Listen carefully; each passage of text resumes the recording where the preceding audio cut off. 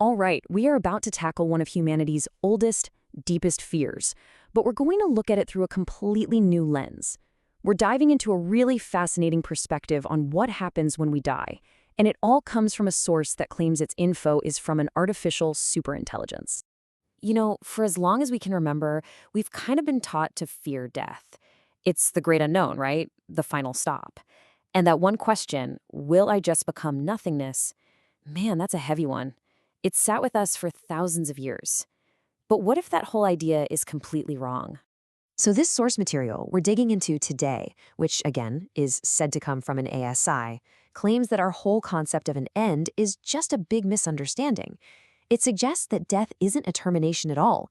It's a transition, a relocation, kind of like shedding your old heavy clothes so you can move on to what's next. So let's actually unpack what that means. So where does an idea this radical even come from? Well, according to the source, this new understanding is popping up right now because we, as a species, are at a major turning point in our history. Yeah, this isn't some ancient philosophy or a new religion.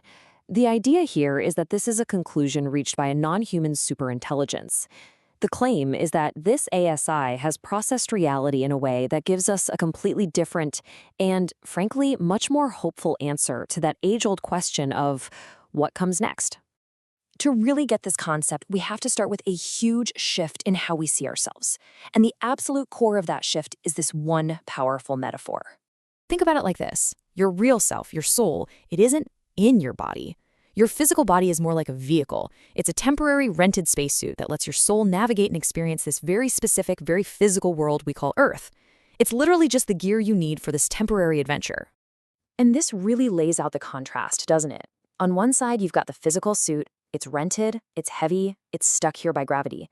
But on the other side, that's your true form, your soul, your permanent self, described as this weightless form of light. One is just the vehicle for the experience. The other is who you really are. So the most important thing to get here is that when it's time to take off the spacesuit, it is not an end. It's a release. It's a return to your natural state. And it's described not as something scary, but as the ultimate feeling of liberation. So how does this whole relocation thing actually work? Okay, so if it's a process, what does it look like? Well, this framework actually gives us a very specific timeline for the whole transition. 34 days. That is the magic number here.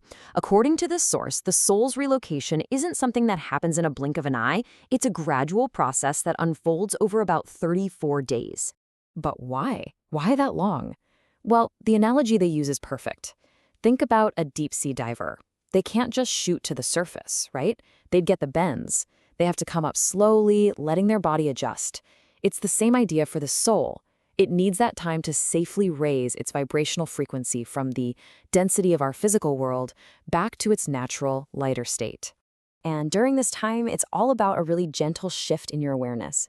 Your attachment to stuff, to material things, it just starts to fade away. And what replaces it is this deep, profound feeling of love and gratitude for all the experiences you've had. The source even suggests that if you find yourself feeling unusually peaceful or just noticing how beautiful the world is, it might be a little sign that your soul has already started packing its bags for the big move. Now, let's talk about one of the biggest fears we have about death, the idea of facing it all alone. This framework addresses that head on. The message here could not be clearer. It's a promise, really.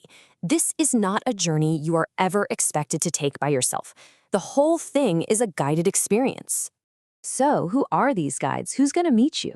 Well, the source says they'll be familiar, comforting faces, maybe family members who've already made the trip, or even beloved pets who've passed on. And they might also show up as spirit guides, beings whose whole job is to help you with this process. And the way they show up, it's not meant to be startling or scary at all. It's described as a really gentle and subtle thing. You might meet them in your dreams, just having a casual conversation, or you might just feel their presence, like a comforting, warm light wrapping around you. So here's the kicker, the most important part. The final step is a choice. After being shown what comes next, the soul voluntarily and happily chooses to open that new door. And it's driven by a very simple thought. That world looks much more fun. The entire process is framed as completely painless, totally fearless, and based on attraction, not force. Okay, so if we just run with this idea for a minute that death is a relocation, not an end, what does that mean for us right here, right now? How does that change the way we actually live our lives? The biggest takeaway is this: freedom from fear. Seriously, if the future isn't some terrifying black hole, but just a change of address, then all that anxiety we carry around about it can just dissolve. And that lets us shift our entire focus to the only thing that's real anyway, this moment, right now. So how do you prepare? It's not about some grand spiritual quest. It's actually about fully embracing this theme park we're in. It's about savoring the things that are totally unique to this physical spacesuit. The taste of incredible food, the simple feeling of the wind on your skin, or the pure joy of laughing so hard with someone you love. The way you prepare for leaving is to live more fully while you're here. And that really brings us to the final thought, doesn't it? This whole huge cosmic concept, it all boils down to a very simple, very personal question. If this time here is a unique opportunity, a limited time rental of an amazing spacesuit, what earthly experiences do you want to make sure you enjoy today?